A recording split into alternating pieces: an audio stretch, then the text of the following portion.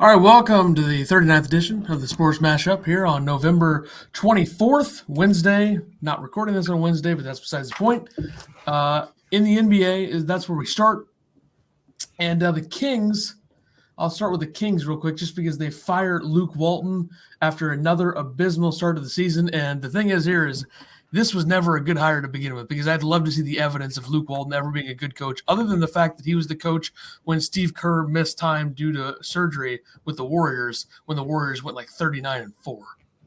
Yeah, and we talked about this for the season when they signed him to that extension. That might have been after the end of the year. We didn't know how they gave him that extension. I don't get the idea that he's a good coach.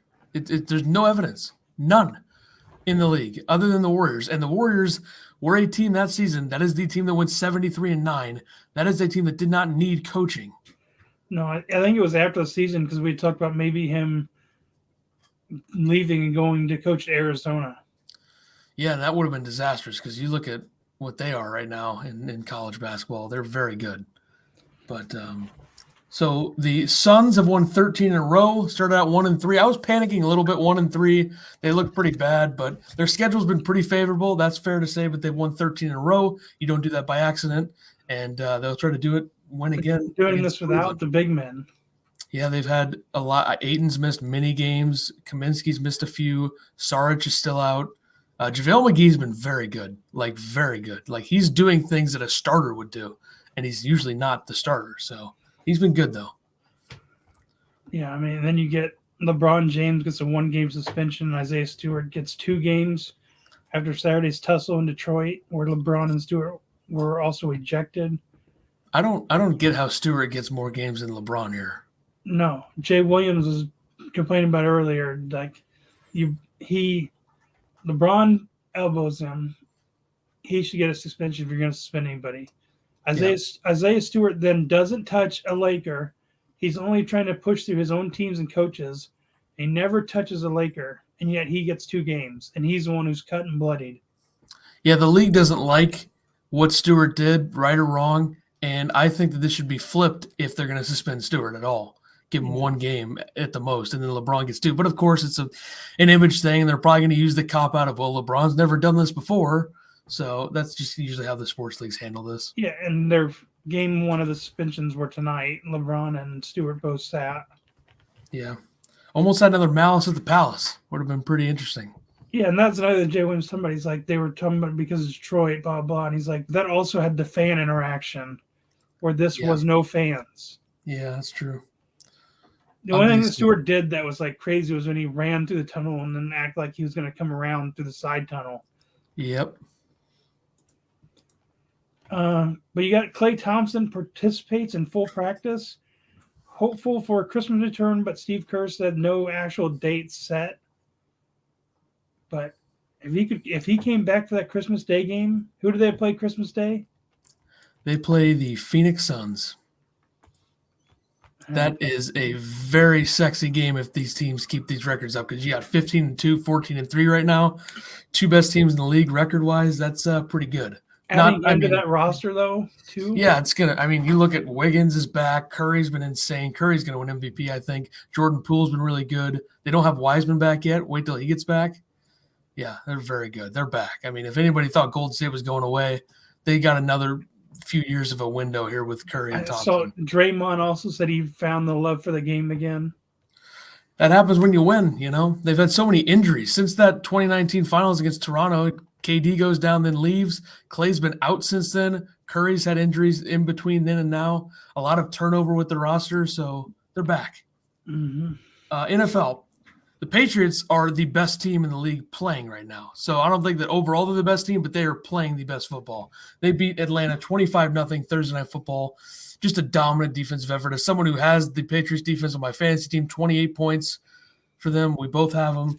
4 interceptions, 4 sacks, 1 defensive touchdown. They picked off all 3 quarterbacks that Atlanta has. Matt Ryan threw 2 picks. Felipe Franks came in, threw a pick on 1 throw, and Josh Rosen threw a pick. So Atlanta's bad. Like, their record is better than they actually are. And Mac Jones is like a seasoned vet already. Well, you got to think beginning of the year, they still had Calvin Ridley and Cordell Patterson. Yep, both of those guys were not playing in this game. I mean, the thing with Mac Jones, though, going back to New England, when you're that accurate and you're in that good of a system, I mean, it's a lot easier for a guy like him to come into. I mean, he's so accurate. Like, he throws the ball where he wants to 90% of the time. Like I said, he should have been a higher taken quarterback. I thought San Francisco was going to get him, and I thought that at the time, I think a lot of people, maybe even me, thought that might have been a reach to get him at 3, but it's not going to end up being that with the way that he looks. The Patriots got a steal. Yep, and the good thing for him is he's got a good O-line in front of him, a good system, a lot of weapons, and a lot of revitalized weapons. Kendrick Bourne's producing, Nelson Aguilar's producing, Hunter Henry has been one of the most productive tight ends. Not even Hunter Henry, too. He also has Jonnu Smith. Yep. So Belichick can go back to running his 2 tight end offense. Yep. And that's why Belichick is the best coach in the league, and he's the best GM in the league. He's so smart when it comes to everything. But the 2 number 1 seeds going into the day in the respective conferences, Green Bay and Tennessee, they both lose. Titans a little bit more embarrassing. Titans losing to the Texans. At least Green Bay lost in a shootout to Minnesota. And it's a divisional game. You just never know what happens in divisional games. And this was another divisional game, Texans-Titans. But Houston beating the Titans. Tannehill was really bad. And then I'll just jump to it. Now the Titans waived Peterson after 3 games. Yeah, I didn't know that if that would last very long. I'm a little bit surprised they got rid of him already, but I don't know. Didn't really give him much of a shot. They didn't run the ball that much Sunday. Tannehill threw 4 picks. In the rain, they're throwing the ball that much.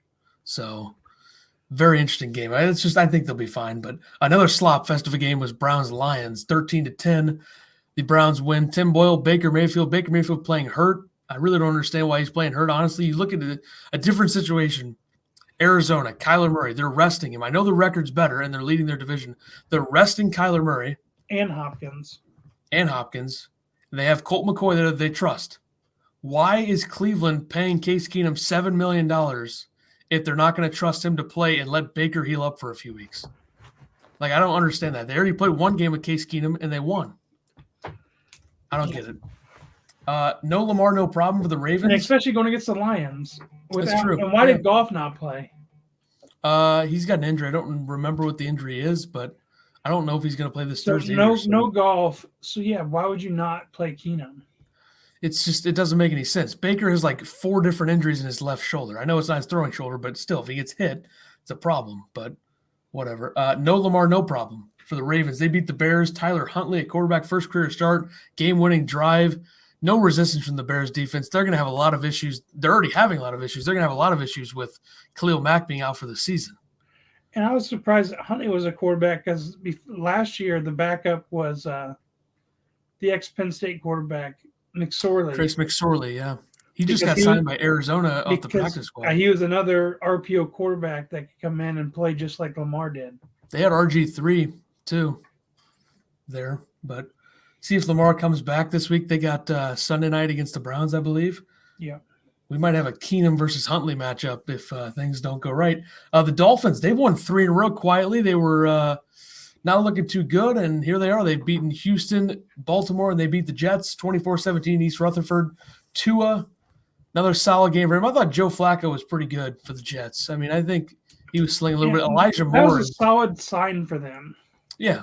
Well, of course, he's not going to play now, but no, I mean, they played well. I mean, they should have done it earlier. Yeah.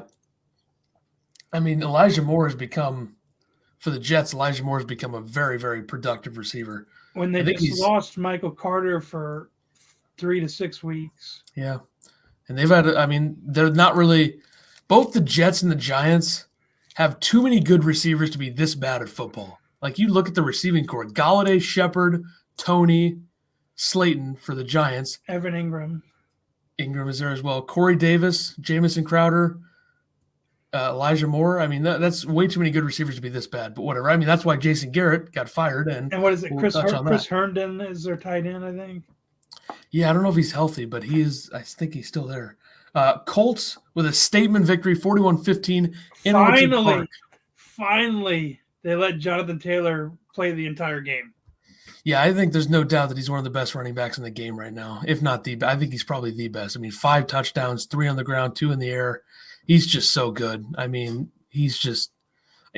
I'm surprised that he was not drafted higher. Like out of Wisconsin, everybody knew he was a stud there.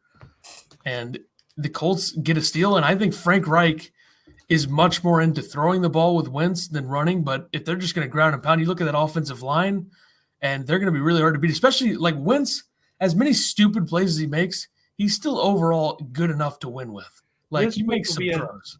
A matchup for him. Yep, Tampa. That'll be interesting. I mean, a good run defense, and they're getting all their defensive backs back. Yeah, that's going to be a good game. Is that a noon game? That's a little unfortunate that that's a noon game, but I think it is. 3-point spread.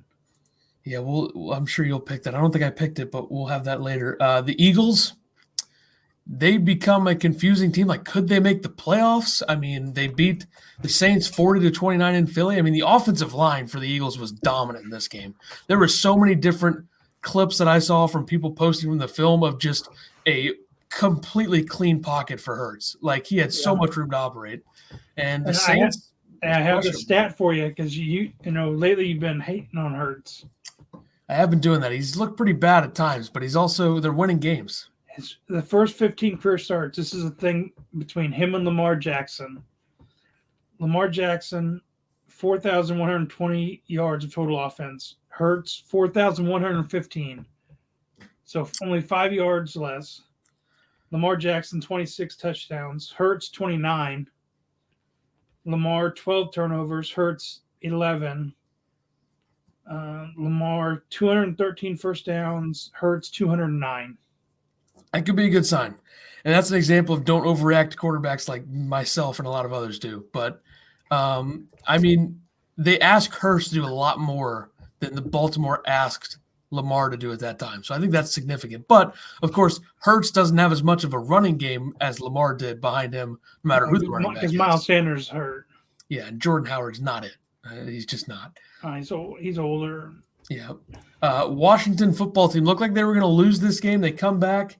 They beat Cam Newton and the Panthers 27-21 in Carolina. So you had a couple of old Panthers, one more significant than the other, Ron Rivera, go back to Carolina with Taylor Heineke, and they win the game.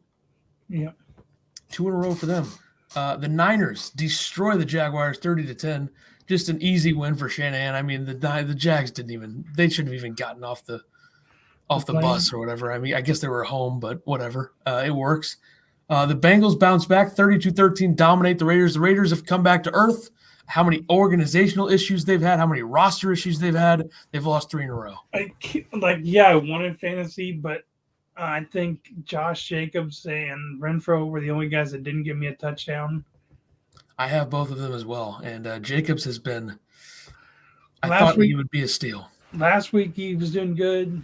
I'm glad I got Clyde Edwards-Helaire back, but then he's on a bye this week. Yeah, I got a lot of buys and injuries in my team this week, but the Chiefs might be back, folks. Their defense looks pretty good. They really shut down the Cowboys' offense, 19-9 in the final, and they're getting healthy. And here's the big thing. Everybody's talking about this. They moved Chris Jones back to interior defensive line, and he's so much better in that spot than he was in the end. And he's not even close. The Chiefs got back to running the ball, not just depending on Mahomes throwing and scrambling. And it was really windy, so I think they had to run the ball, and they finally did it.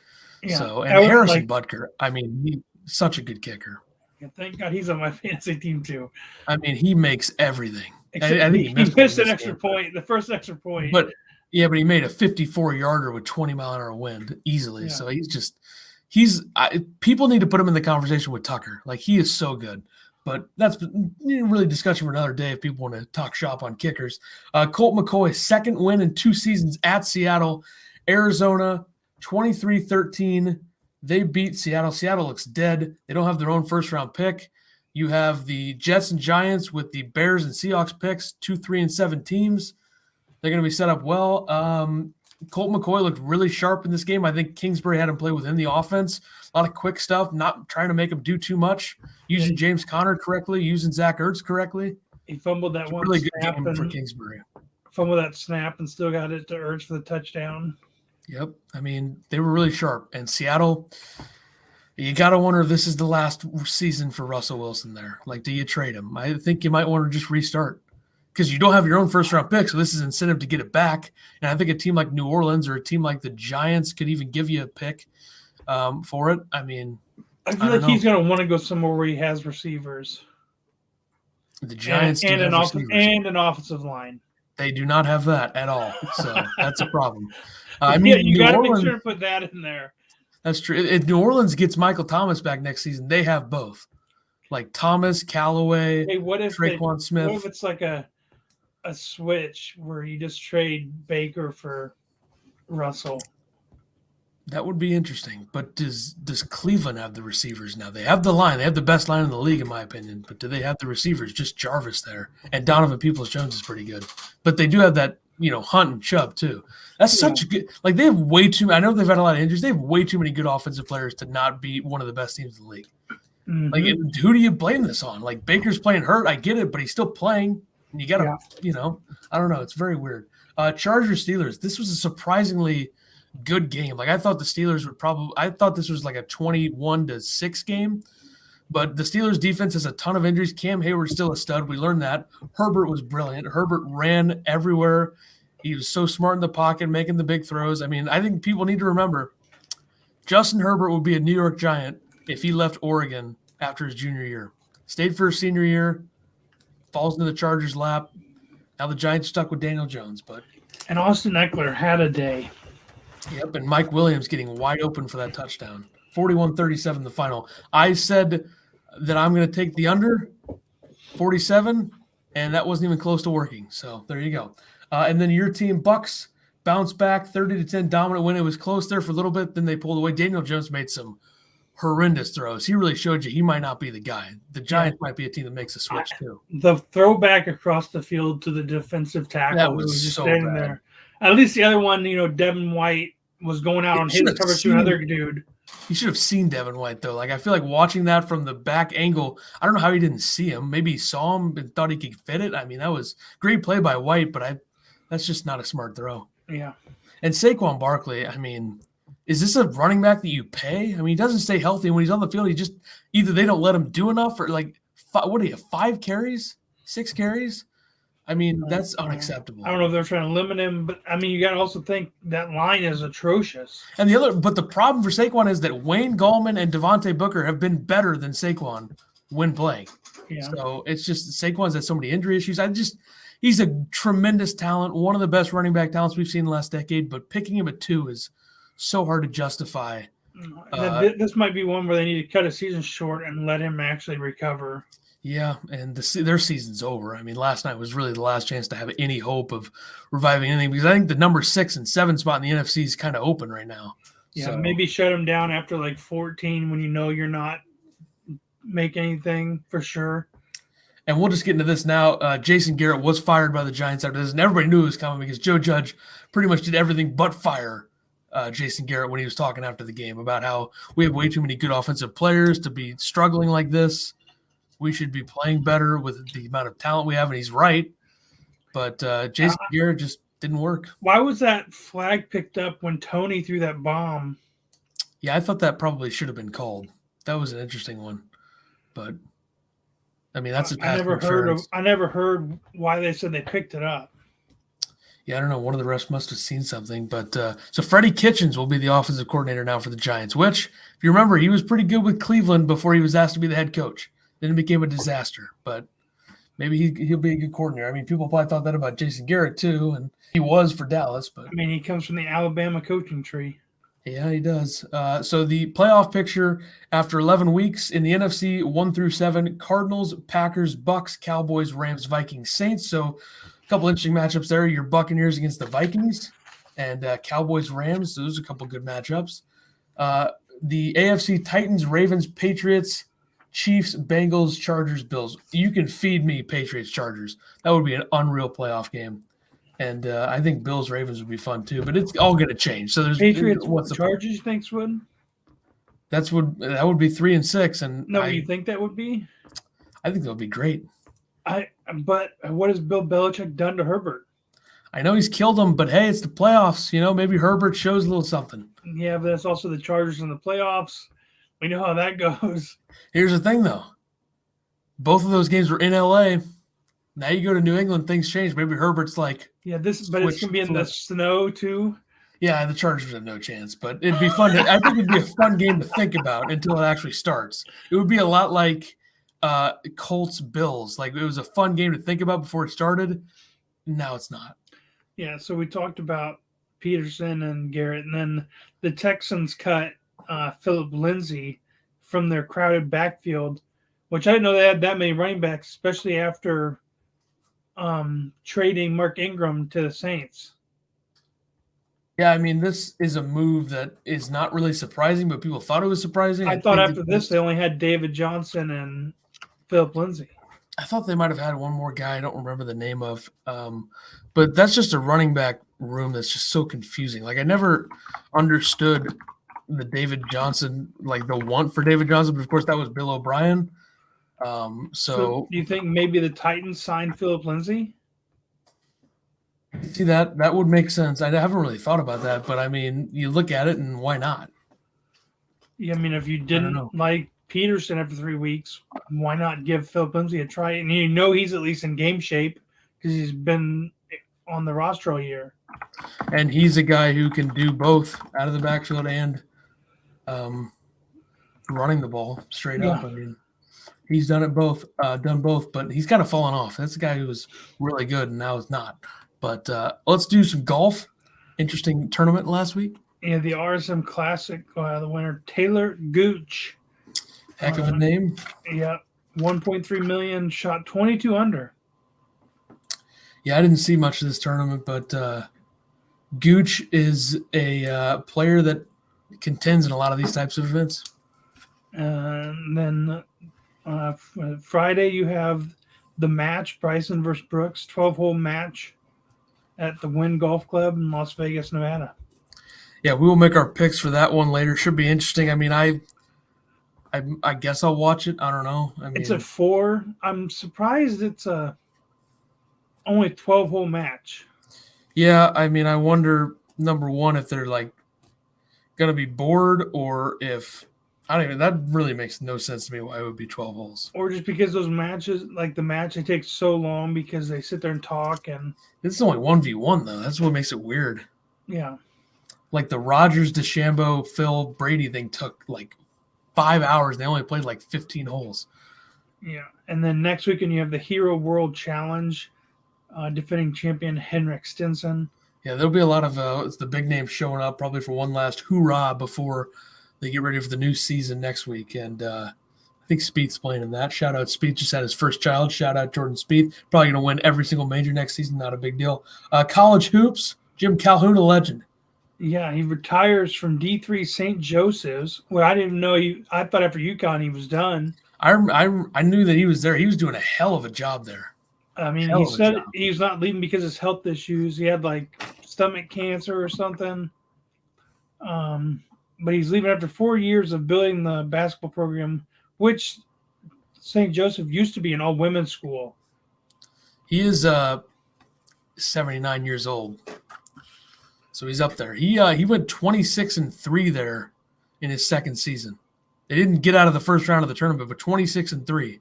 So he did a good job there. No, 47-17. They started 3-0 this season, by the way, before he retired. So yeah, I mean he's a legend though. Three national championships at UConn, no doubt. But this is feast week. This is a week of so many good games. And while we're recording this right now, Gonzaga is up 22 on UCLA, who's number 2 in the country. So Gonzaga flexing their muscles. And the Maui Invitational has been interesting. Nobody expected what we'll see with the Maui Invitational Championship today, which is the day of recording this, the day of posting this podcast. You'll have Wisconsin and St. Mary's. In that, Wisconsin beating Houston. The Battle for Atlantis is a very interesting tournament this season. UConn, Baylor, Loyola, Chicago, Michigan State, Arizona State, Syracuse, some of the teams going to that. The Hall of Fame Classic, which is wrapping up here with Illinois continuing to be pathetic and losing to Cincinnati, Arkansas, and Cincinnati playing in that right now. But there's a lot of good games this week. And Gonzaga-Duke on Friday, that's going to be a great game. Yeah, that's in Vegas too. Yep. Hint, hint. I think Duke might have a chance there. We'll talk about that when probably make our picks later. But that's an interesting thing. The Big Ten is struggling, though. Illinois got 2 losses. Michigan's got 2 losses. Rutgers just lost to 0-4 Lafayette. I mean, Jesus. Not a good start for the Big Ten. But the Big East has been good. Big East has been better than people think. Seton Hall, hot start. So, I don't know. And the West Coast Conference, before we get to the Major League Baseball, West Coast Conference, right now, folks, the West Coast Conference might get 3 bids, maybe 4. I mean, Gonzaga is going to get in. BYU is good enough to get in. Santa Clara is a good basketball team. Santa Clara has dominated everybody they've played. And it's not like they're playing any slouches. I mean, they beat Nevada, who's not as good as they should be, but they dominated Nevada. They beat TCU handily. Santa Clara, Steve Nash, alma mater. I mean, hey, they might get in. But it's going to be an interesting season. And Feast Week is as good as it gets. Lots of hoops going on in the next few days. And Major League Baseball, we're about to see a strike probably about a week from now. Get ready for the strike. But you can enjoy the awards for now. Yeah. What are they having a strike over? Just a labor dispute. They're trying to make a new CBA. There's always going to be some sort of lockout type deal. So I think we could see guys like Corey Seager and Marcus Semien maybe sign within this week to get signed before that. But December 1st, CBA expires, and now the union and owners are going to be going back and forth for a few months. Hopefully it doesn't affect the season. So, yeah, you get the NL Cy Young was Corbin Burns from Milwaukee, right? Yeah, that was the right pick. And then the AL Cy Young was Robbie Ray. He's in what, Tampa? Once again, Toronto. Yeah, once again the right pick. Yep. The NL winner was our MVP winner was Bryce Harper. Yep, I like that pick as well. I think he was the guy there, no doubt. It just that one just sucked. In the MVP, there was none of the finalists that made the postseason. Yeah, I mean, and I can't really think of anybody that would have been a good candidate. I mean, they just didn't have the numbers. Goldschmidt and O'Neill got a couple third-place votes, but yeah, Goldie finished like 6th, and O'Neill was like 9th. Yeah, it's a weird season in the NL. The AL MVP was not undisputed. Unanimous? Yeah, Shohei Ohtani. Yeah, I mean, that was probably the right pick. He had an unprecedented season. And I don't understand the thing with, like, people saying Vlad Jr. would have won MVP any other season. I don't know about that because I think guys have had those numbers that he had or better and not won MVP. And I think part of that is some of those guys were probably DHs, and DH is never going to win MVP. But he had a great season, but you hit 30-plus home or 40-plus home runs and have an ERA that good in that many innings. I mean, how do you not win MVP? Yeah. It was the right pick. Speaking of the Angels, they signed another one. Remember, they already took Syndergaard. I know they're in talks right now with Stroman, allegedly. They signed Aaron Loop, who was a very good reliever for the Mets last season. They continued to steal from the Mets after the Mets just stole the GM of the Angels, or not stole him, but he was fired by the Angels and I think it was the Mets. 2 years, $17 million for Loop, and second pitcher they taken from the Mets. Could be a third soon if Stroman ends up there. But and Scherzer's still not signed, right? Scherzer's not signed. I'd be quite surprised if it wasn't him going back to the Dodgers. But I know there's a lot of fire with the Cardinals and the interest. I don't see it. I don't know. Unless he takes a little bit less or the Cardinals pony up the money, I don't know. That would entail Mo to actually make some move. Yeah, and if it's not a trade where he knows he can rob somebody like he did with Goldschmidt and Arenado, he's probably not making the move. But the Giants, they did re-sign Anthony Desclafani, 3 years, $36 million, and Alex Wood, 2 years, $10 million. So keeping the rotation together, a good rotation, and those guys get paid. NHL. Hockey returns to ABC on Friday. The day after Thanksgiving, 2 original 6 teams battle, the Rangers and the Bruins. Good matchup here. I think we'll see, a lot of maybe some scrums. I think figure skating on ice versus hard-nosed hockey. The Rangers have changed a little bit. They've made some changes. I mean, you saw Reeves beating the piss out of some Canadiens player a couple weeks ago, so he's made a difference. But the game was actually supposed to be Blackhawks Blues on ABC, but the Blackhawks are horrendous, so they moved it and switched that to ESPN Plus. So kicking the pants to that rivalry. And the Blues did have a heartwarming game opener the other day. They did. It was like a 10-year-old from St. Louis Children's Hospital singing the national anthem, forgot the words. The crowd had all their cell phone lights up and chimed in and got him back going. Yeah, it was great. I mean, The Blackhawks, man, so bad, embarrassing. Speaking of Chicago sports, do you think the report, and we didn't write this down, but do you think the report that Matt Nagy's going to be fired after the Thanksgiving game is true?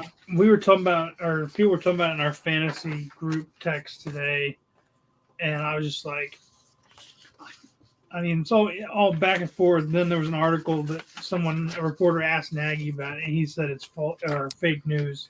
Here's the thing. If they were going to fire him in season, why wouldn't they fire him when a team just went in there with a quarterback who has never started an NFL game and beat them? Why, if they were going to ever fire him in season, it would have been after that game, right? Yeah, so why announce that you're going to do it after the Thursday night game? Are you basically expecting them to lose to the Lions and then be like, okay, you lost to an 0-10 team or 0-11 team? I mean, what a way to open up Thanksgiving. Andy Dalton versus Tim Boyle. Where is that game now? That's Detroit all the time, every year. Detroit always. We need a petition to stop the Lions from getting a Thanksgiving game as a tradition every year. What are the other Thanksgiving Day games? Raiders, Cowboys, and Bills, Saints. Decent games. Like Raiders-Cowboys, if the Raiders didn't look so bad lately, that'd be a fun one. And Bills-Saints is okay, but the Saints have also been really bad. But the Bills you never know what you get out of the Raiders, so that could at least be a decent game. And the Cowboys have had a tendency the last few years to not play well on Thanksgiving. And, I mean, the Saints, they're just basically counting on their defense because I think Kamara is still going to be out. Yeah, and the Bills' defense needs to bounce back after that shellacking they just took last week. Yeah. So we'll see. College football. Yeah, we talked about it a little bit. Penn State and Franklin agreed to a new 10-year contract. I didn't see the numbers or anything on it. I don't know if this adds on to his previous contract or if it's 10 years from now. Well, I think that they need to I think maybe they structured some money up front and just added years onto it. Maybe the later years aren't as much money or something. I mean, I just think they were afraid to lose him, right? There's a lot of buzz with him in USC, but LSU too. Now I think if you're signing this long, he needs to get better, or not better, or maybe better coordinators. And produce results. I mean, that's the big thing here. He hasn't produced enough results for the talent he's had. No. And it doesn't help that Sean Clifford has not been healthy this season. Like, if he was healthy, they'd probably win a couple more games. Like Iowa, specifically. They win that game. But Jahan Dotson could possibly be up there in the votes for the best receiver in college football. Yeah, and they're just – what's Penn State's record right now? 6-4 or something? 7-3, something like that? Or I guess they probably played 11 games by now. But, yeah, we'll see if he can do something with this. I saw a lot of comments on the Penn State Twitter account after they announced it, not very happy. But, I mean, I wouldn't be happy either if any of my coaches, with the exception of a few, 10-year deal just sounds so insane. Well, no, it's like we talked about before we started recording. It's like, yeah, this isn't Joe Paterno, who's been there for years and you know what you're getting. Yeah. I mean, there's very few guys. Or Saban or someone like that. Those are the guys that can justify doing it. Who was the old Florida State coach? How old are we talking? Like before Jimbo. Oh, man, that's way too far. He was there for a long time. I can't remember his name. I would know the name if I saw it. I just don't know it off the top of my head. I'll look that up. You go over the new top 25. Yeah, the new AP top 25. Georgia stays at 1. Ohio State up 3-2. Bama drops 1-3. Cincinnati drops 1-4. Notre Dame up 1-5. Michigan up 2-6. Oklahoma State up 2-7. Ole Miss up 2-8. Baylor up 2-9. Oklahoma up 2-10. Oregon dropped 7 spots after losing to Utah, which we talked about last week. Was kind of a weird how Utah was favored in that game. Yeah, bad luck for the Ducks. Bad luck. They got destroyed in that game. That was embarrassing. Michigan State drops 5-12 after losing to Ohio State. Bad. Yeah, that was 7 drives, 7 touchdowns to start that game. BYU up 1-13. Texas A&M up 2-14. UTSA stays at 15. Utah up 8-16. Iowa up 1-17. Wisconsin up 1-18. Houston drops 2-19. Pittsburgh stays at 20. Wake Forest drops 8-21 after losing to Clemson. San Diego State up 1-22. Louisiana drops 1-23. NC State up 1-24, and Arkansas drops 4-25. What's the coach's name? Bobby Bowden. Yeah. He was there from 76 to 08, 32 seasons. That's one of the guys you can sign a 10-year contract with. Yep, no doubt. Same with the old Virginia Tech coach. Oh, God, I know his name too. Oh. Look that up while I go for the new college football rankings. Right, here we go. The new college football rankings. Georgia, 11-0. Ohio State, 10-1. Alabama, 10-1. Cincinnati is in the top 4 now at 11-0. Michigan, 10-1. Notre Dame, 10-1. Oklahoma State, 10-1. Baylor, 9-2. And this week you have Ohio State at Michigan. Frank Beamer. Yep. He was there for 27 years. So that's another guy you could justify giving that big of a contract to, or that long. So we got 3 coaches. Saban is in there, right? Yeah. Urban Meyer, if he didn't have health issues or whatever when he was at Ohio State. Oh, Mac Jones at Texas. Yep. Bob Stoops maybe at Oklahoma. Yep, I would agree. Oh, who was that old Kansas State coach? Dang it, another one I forgot. like you know the names when you see them, you just don't know them off the top of your head. Bill Snyder, is that him? Maybe. He was there for 16 years, then left, then was there for 10 years. So that's 21 years. Yeah, it has to be him then. Yeah, now they got Chris Kleiman. But, yeah, I mean, the college football playoff rankings, Cincinnati, like I said, they control their own destiny. If they get to 13-0, they will be in, no doubt. And they looked better last week. They looked pretty good. I don't know how Ohio State jumps Bama. I mean, you score 7 touchdowns on 7 drives against a good Big Ten team. That's going to – and Bama – Arkansas is better than Michigan State, but Bama's defense is suspect. They're giving up a lot of points. Yeah. But, I mean, Ohio State playing Michigan, that'll kick one of those guys out.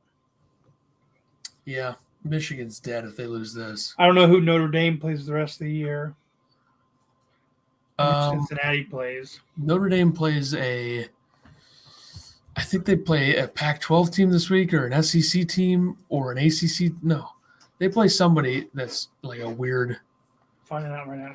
They play a power conference team, I believe, this week. I don't know if it's a good team, but that's who they play. Notre Dame quietly staying in there, though. They play Stanford, who's 3-8. Pac-12, yeah. So, yep. Oklahoma State quietly 10-1 as well. Oh, this is the last game of the year? Last week of the regular season, yep. Because then there's already a line on Georgia-Alabama SEC championship. Who will be in the Big Ten? Iowa, I think, and Ohio State. Depending on who wins that game. If Michigan wins, they're both 8-1 in conference. Michigan would have the tiebreaker, I assume. Wisconsin is above Iowa. Oh, I didn't. They're both 6-2 in conference, but Iowa's 9-2 and Wisconsin's 8-3. Wisconsin's offense finally started to play well, and here they are. All right. Betting picks of the week: 14-12 last week for me. 5-3 in both football. 1-5 in college hoops. I have been terrible in college hoops. I believe I'm 4-8 overall. 2-0 in the NHL, 1-1 in the NBA, 0-5 in golf, 14-12 overall. Puts me at 215 and 196. I went 17-9. It's a good week. 5-3 in college football, 4-4 in the NFL. I was 4-2 in college basketball, 2-0 in the NBA, and 2-0 in hockey, and 0-5 in golf. I had Webb Simpson tied for 8th, Cameron Smith tied for 4th, Harris English cut, Scotty Scheffler tied for 57th, and Louis O, we talked about him, I had him in top 10. He withdrew after the first round. Disappointing week for every golf we picked. Kisner, who I picked, was terrible. Homo wasn't good. Not good. But this week, my 2 basketball games I lost was Indiana State at Old Dominion. I picked Old Dominion. Indiana State won that game 77-36. And the other one was Wichita State at Arizona. Wichita State lost by 4. Yeah, Arizona's been coming on, but the only one that I got was Kentucky over Ohio. Lost every single other one in college hoops, so not good. But this week in golf, we have makes the me match. 216 and 201. All right, the match number 5: Bryson versus Brooks, 12-hole match. Win Golf Club. We talked about it earlier. Odds to win. Who do you like? Brooks at plus 105 is iffy, but I'm taking Bryson minus 125. I'll take Brooks plus 105. He doesn't look good coming into it, but I have a feeling he'll play well here. But so either one of us is getting a point in golf. Yep, we will see. It's a coin toss unless it's a draw. That's true. I could see that happening. NHL picks. We'll do those for tonight's games. A lot of games, tons of games. This is like a Saturday with how many games there are. But who do you like tonight? I got the Capitals minus 210 over Montreal. And Carolina minus 145 over the Kraken. I'll also take Carolina over Seattle, and I will take the Oilers minus 225 over the Coyotes. Should be a win, you'd think. But NBA picks against the spread, smaller slate tonight, but a couple good games in there. Yeah, I got the Hawks minus 4 at the Spurs and Portland minus 2.5 at Sacramento. We are writing the exact same picks here. Hawks minus 4, Blazers minus 2.5. So the other spreads that were available were like the Suns minus like 12. Yeah, I can't take Phoenix again. I forgot who there was only one other game you could pick. I don't remember the game either, but just a small slate for Wednesday. College hoops, pick'em games, 2 Thursday, 2 Friday, 2 Saturday. Thursday, who do you like? Thursday, I have Georgetown versus San Diego State, taking San Diego State. And then out of the the Conference USA, I have UAB versus New Mexico, taking New Mexico. So this is a big test for Richard Pitino, or Rick Pitino, I guess. Richard is the younger one. Rick is the older one. Iona looked very good this season. I think they're a legitimate team. I think they're a tournament team. I think they're like a 13 seed that could beat somebody and upset them early. But I'm going to take Alabama to beat Iona in a big test for Iona. And then I will take Richmond to beat Maryland. I just don't think Maryland's very good. And I know the Atlantic 10s look bad, but Richmond, I think, is better than Maryland. So I'll take that on Thursday. Friday. I got Oregon State versus Wake Forest, taking Wake Forest. And Wichita State at Mizzou, taking Wichita State. Yeah, I like Wichita State. They only lost 4 to Arizona last Friday. Tyson Etienne's a stud for Wichita State. He makes everything down the stretch. And I will also take Wichita State, like I said, but I will take Duke to beat Gonzaga. I think Gonzaga is going to get got. Somebody's going to get them, I think, in non-conference. I think Duke can do it because I think even though Gonzaga has the two-headed monster underneath, I like what Mark Williams does as a defender down low. And you have Theo John's physical. Yeah, and you have physical. They have depth at the center position. Yeah, and I think the guards there are fine. I mean, Gonzaga has elite guards. They have 5 really good guards, but I'm telling you, Duke is going to catch them. I think with the fact that Gonzaga is killing UCLA right now while we're recording this gives me more confidence. So and I'll take it's a Duke. neutral site game. Yep, Vegas. Where's the game at It'll tonight? be interesting, though. Vegas as well. Oh. So a lot of Vegas games. Everything's in Vegas. Maui's in Vegas. Duke's they're traveling tonight or tomorrow night. Yeah, they'll have a couple of days, though. Saturday games. I got BYU at Utah, taking BYU. They've looked really good all year. And another team picking that I should have last week, taking Indiana State at Ball State. All right, I'm going to take UCLA since they're getting beat up by Gonzaga right now. I'm going to take them to bounce back, beat a UNLV team that I watched against Michigan. The game ended at 2:30 a.m. Central. I'm a nut job, I know, but UNLV is so out of control. They missed so many shots by so much. They bricked and airballed like 4 or 5 different shots apiece in that game.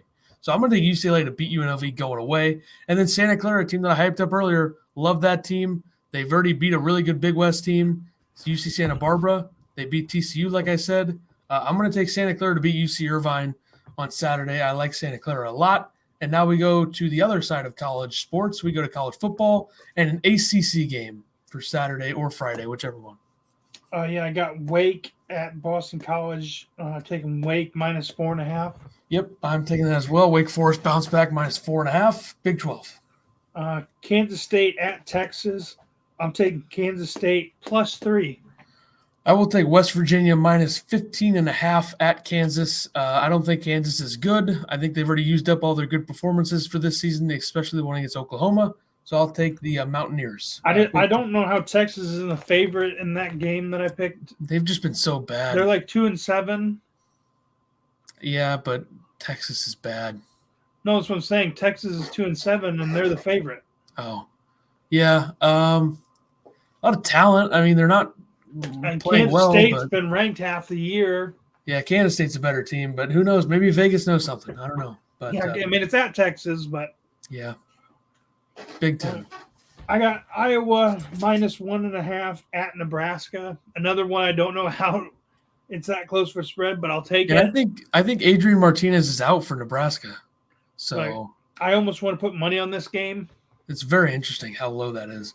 I'll take Michigan State plus 2 against Penn State. I just think Penn State has so many injuries overall, and I think that the 10-year extension equals a loss that week usually. I feel like that's kind of how it works. And Michigan State was so bad last week. I also don't know why they did that right now, why they didn't wait to the end of the season. Yeah, this is his 100th game this weekend, by the way, James Franklin. And Kenneth Walker, he's going to probably have a lot of yards in this game. But let's go Pac-12.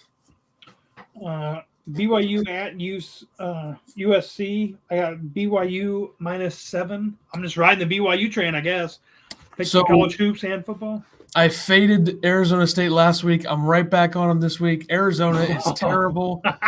Arizona State minus 20 against Arizona all day. Herm Edwards. Didn't you lose that last week? I did. I won the week before. I warned you. I run into Arizona State every single time I pick the Pac-12, so I'm just going to keep doing it, and Arizona State's going to win this week. SEC. Clemson at South Carolina, taking Clemson minus 11.5. They're ranked in the college football playoffs. They just beat Wake Forest. Yeah, I mean, they looked really good last week. I'm going to take Auburn. What was the spread on that last week? Clemson was the favorite, right? I think it was like 2.5 or 3.5, wasn't it? Clemson minus 4.5. 4.5. Close enough. I'm going to take Auburn plus 19.5. Or wait, did we? No. Yeah, okay. Yeah, Auburn plus 19.5 against Alabama. 3 primetime games. Yeah, we got number 12, Ole Miss at 25, Mississippi State. And this is Thursday night game. Egg Bowl. Mississippi State is the favorite. I'm taking Ole Miss plus 1.5. Yeah, I'll take Ole Miss as well. Matt Corral going to go in there and dominate. Second game is Saturday. Number 4, Ohio State at number 6, Michigan. I'm taking Michigan plus 8.5. I don't think I can do that. I'm going to take Ohio State. The only reason I'm doing is Michigan has the number 2 rated defense in the country. Yeah, they can wreck this game. I think they might not be able to win the game, but it's going to be a close game. I can't fall for that. You know, I fall for it every year how Michigan's going to play with them and keep it close. They just get destroyed every time. And as good as Michigan's defense is, the big house. Ajabo and Hutchinson on the ends for Michigan are elite. 2 top 15 edge rushers in the NFL draft on one team. But Ohio State's offense is rolling. C.J. Stroud was fantastic last week. Chris Olave and Garrett Wilson are 2 of the best receivers in the country. And I'm just going to roll with the Buckeyes. They do it every time, so I'm going to take them minus 8.5. Yeah, I mean, this one might be a long shot, but I felt it. You got to take a chance. I mean, Michigan, they're playing for their lives here. Both teams are, but Michigan especially, because how many times year after year after year at Harbaugh cannot beat Ohio State. And lately they've been, having 4 lost seasons and stuff. So yeah, this is going down to maybe make the college football playoffs last game. Yeah. To then face Wisconsin or Iowa in the Big Ten championship. But this would almost guarantee Michigan getting in. Yeah. I don't think they would lose in the Big Ten championship if they won this game, but we got to see it first. It depends. If it's Iowa, you don't know. Yeah. But our night game, the last primetime game, is 13 Oklahoma at number 9 Oklahoma State. The Battle of Oklahoma. I'm taking OK State -4. So I think Oklahoma is going to win this game. Oklahoma is a team that's been heavily criticized, rightfully so. They've made quarterback changes. They've looked bad a lot of weeks. But I think they're good enough to win this game, and I think Oklahoma State's just going to kind of have their dreams crushed out of an outside chance at 10-1 right now to get in. So I'll take that. NFL. Yeah, Thursday night, Bills at Saints. I'm taking the Bills -6. Yeah, I will take I'll take the Bills as well. -6. I think that they're going to bounce back. Sunday night football, Browns at the Ravens. I'm taking the Ravens -4, hoping that Lamar's playing.